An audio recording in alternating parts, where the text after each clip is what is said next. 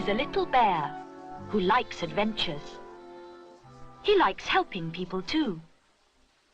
Today, he does both these things and wins an unexpected and very exciting reward in Rupert and the Flying Chariot.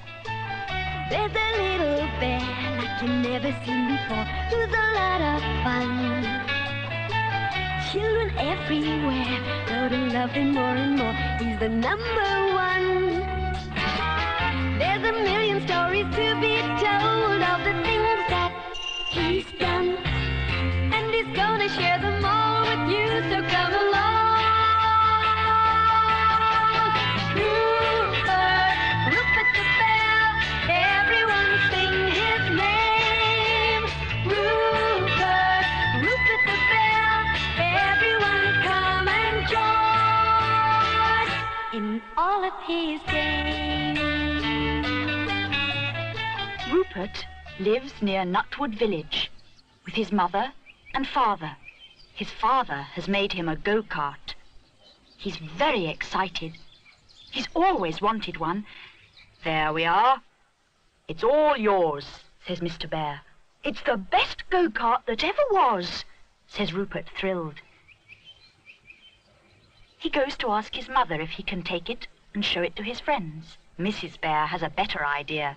What about taking it into Nutwood and collecting the weekend shopping for me, she says. Rupert is more than willing.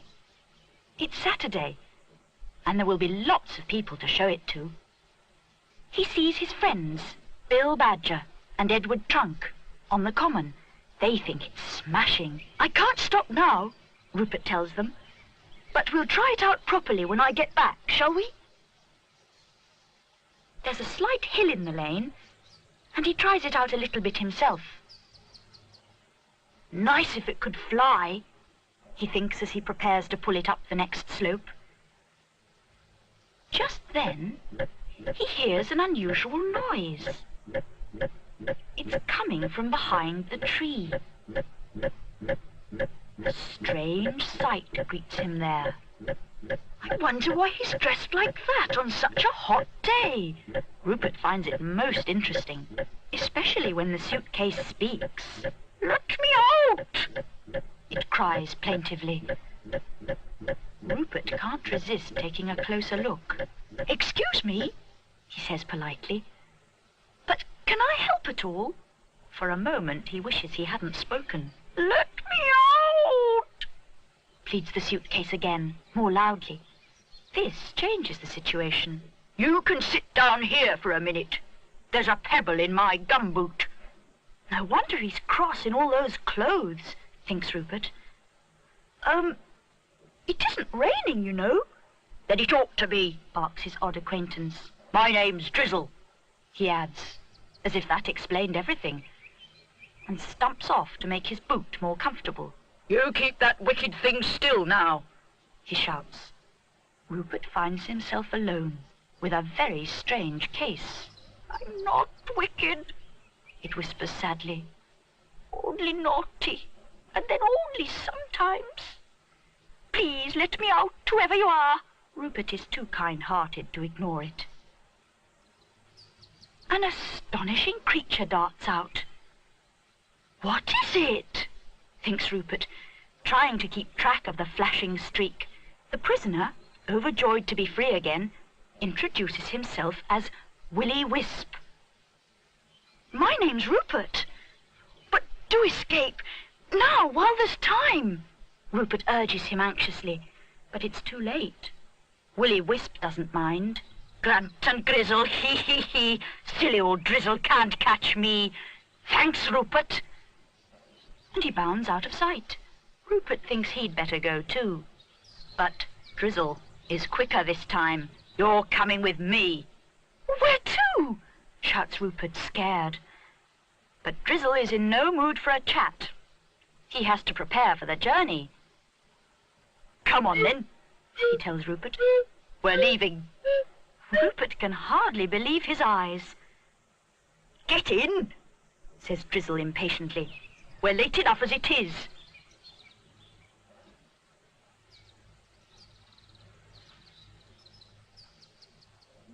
The hat takes off. The sky is blue. Rupert is scared. Excited, too. The blue turns grey. The winds blow cold. It rains. It snows. The sun shines gold. Until the hat, as light as any feather, descends towards the land beyond the weather. Rupert feels quite dazed by the journey and by these strange surroundings. He wonders where he is. But Drizzle is still in a hurry. "Get moving," he orders Rupert. "My head's cold." Rupert learns that he is in the land beyond the weather, and that this castle is the home of Drizzle's boss, the Wizard of the Wind. Rupert still can't understand why he's been brought here. The wizard is mixing a storm in a teacup. He's very surprised to see Rupert. "What's this?" he says. "I sent you to catch Willy Wisp." "I did, sir," says Drizzle, launching into his story. "But then I got a pebble in my boot, you see, and—" Explanations always annoy the wizard. "Excuses!" he snaps. "You're so careless, Drizzle. Go away." The wizard apologizes to Rupert for any inconvenience caused and asks if he's hungry. Rupert remembers that he is. The wizard invites him to stay for a meal. Rupert stares in amazement. "Oh, it's just a hobby of mine," the wizard explains casually. "I find housekeeping makes a change from weather forecasting." Drizzle is summoned to wait on them.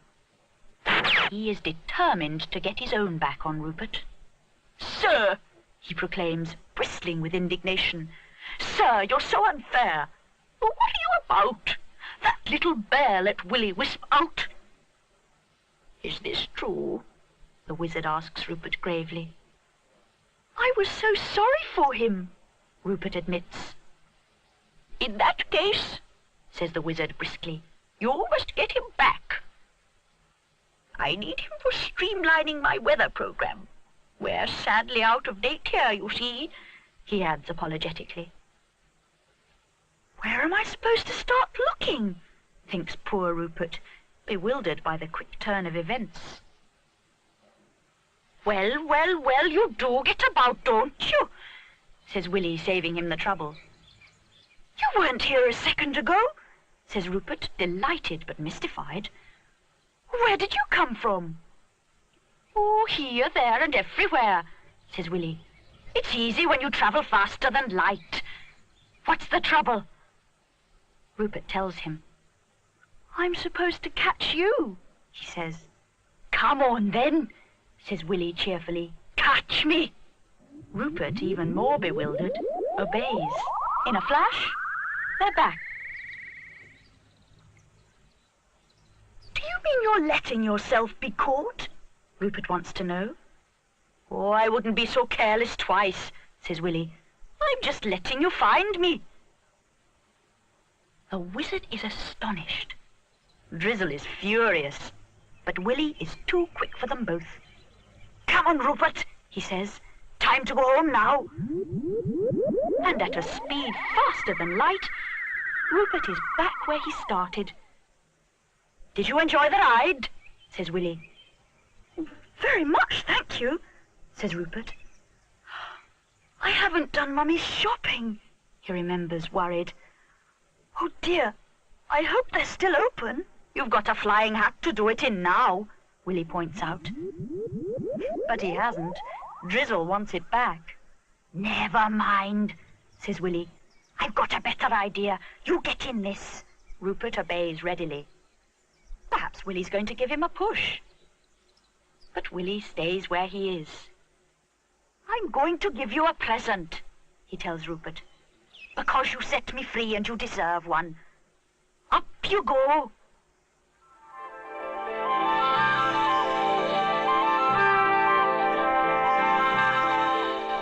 And then the little go-kart, to his very great surprise, becomes a magic chariot. A chariot that flies.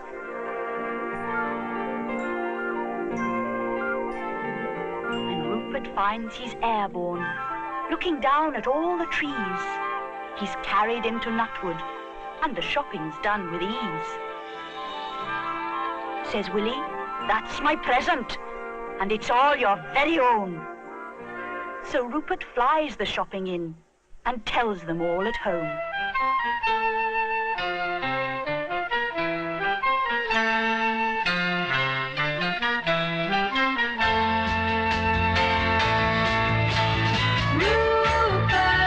Rupert the Bear, everyone sing his name. Rupert the Bear, everyone come and join in all of his games. Rupert the Bear, everyone come and join in all of his games.